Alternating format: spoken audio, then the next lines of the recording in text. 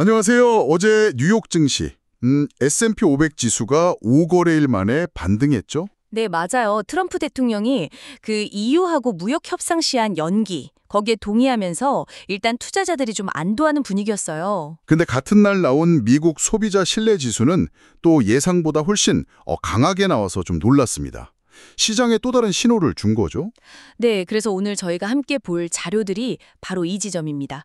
시장은 일단 안도했는데 경제 지표는 좀 엇갈리는 그런 상황이거든요. 그렇죠. 주식시장 움직임도 보고 또 그 뒤에 있는 채권 시장 변화, 이게 또 흥미로워요.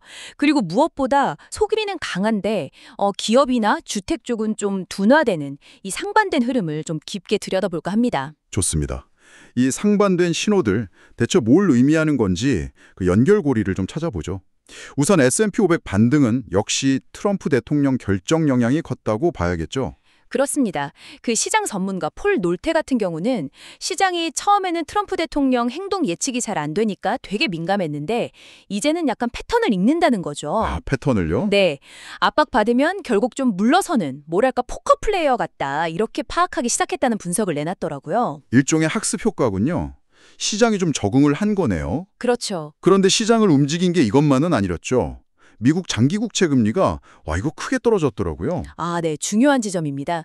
미국 30년 만기 국채 수익률이 5% 아래로 내려갔고요. 10년물도 4.5% 밑으로 떨어졌어요. 꽤 많이 내렸네요. 네, 그래서 장단기 금리 차이가 줄어드는 그 수익률 곡선 평탄화, 플래트닝이라고 하죠. 그런 현상이 나타났습니다.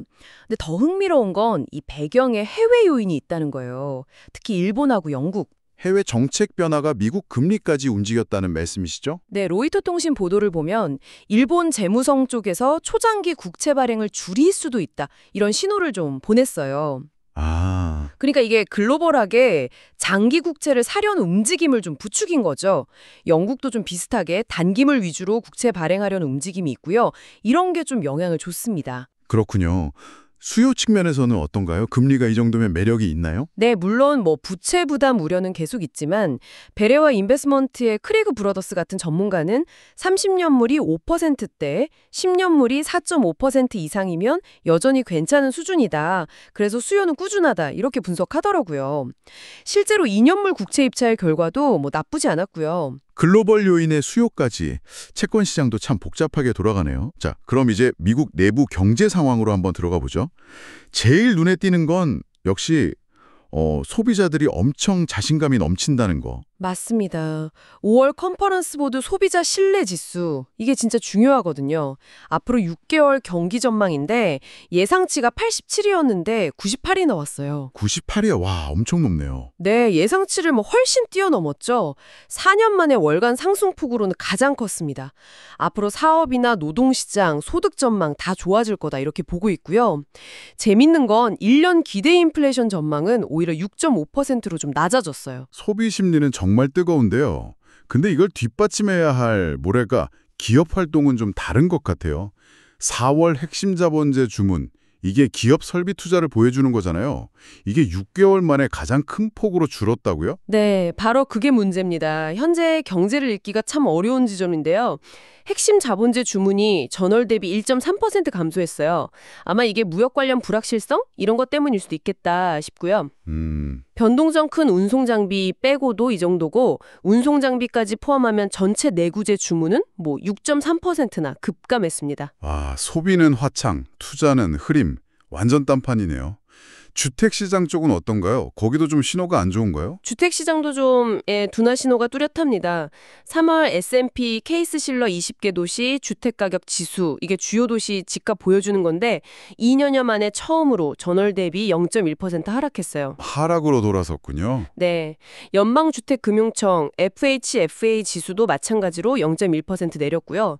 아무래도 높은 모기지 금리가 계속 좀 부담을 주는 것 같습니다. 이런 투자 부진이랑 주택시장 둔화가 결국 실제 경제 성장률 전망에도 영향을 미치겠네요. 정확합니다. 이런 걸 다 반영해서 애틀랜타 연준에서 실시간으로 성장률 추정하는 GDP 나우 모델 있잖아요. 거기서 2분기 성장률 전망치를 기존 2.7%에서 2.2%로 좀 낮춰 잡았습니다. 아, 낮췄군요. 네, 특히 재고 투자가 성장에 기여하는 부분을 좀 낮게 본 게 영향을 줬습니다. 강한 소비와 약한 투자가 딱 부딪히는 모습이죠. 그렇군요. 그 외에 뭐 다른 단신들도 좀 있었죠. 달러가 잠깐 오르긴 했는데 뭐 중장기적으로는 약세 전망이 여전하다는 얘기도 있고. 네, 유가는 오펙 플러스 증산 가능성 때문에 좀 내렸고요. 반면에 엔비디아는 실적 기대감으로 주가가 좀 올랐죠. 그리고 미 국무부가 유학생 비자 인터뷰 잠깐 중단한다 뭐 이런 소식도 있었고요. 네, 여러 가지 소식이 있었네요. 자, 그럼 좀 정리를 해볼까요? 오늘 보니까 반등한 주식시장하고 아주 강한 소비자 신뢰, 이런 긍정적인 면이 있었고요. 네, 그렇죠. 근데 동시에 기업 투자는 위축되고 주택시장은 둔화되는 좀 부정적인 신호도 같이 나타났습니다.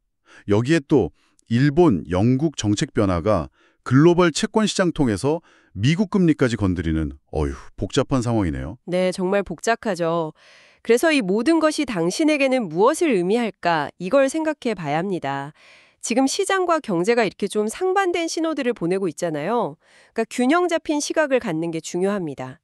당신의 어떤 경제 상황 판단이나 투자 결정에 이 다양한 정보들을 어떻게 녹여낼지 좀 고민이 필요한 시점인 거죠. 마지막으로 이런 질문을 좀 던져보고 싶네요. 과연 이 이례적으로 강한 소비자 신뢰가 다른 부진한 지표들, 뭐 기업 투자나 주택시장 둔화를 다 상쇄하고도 남을 만큼 강력한 힘이 될 수 있을까요?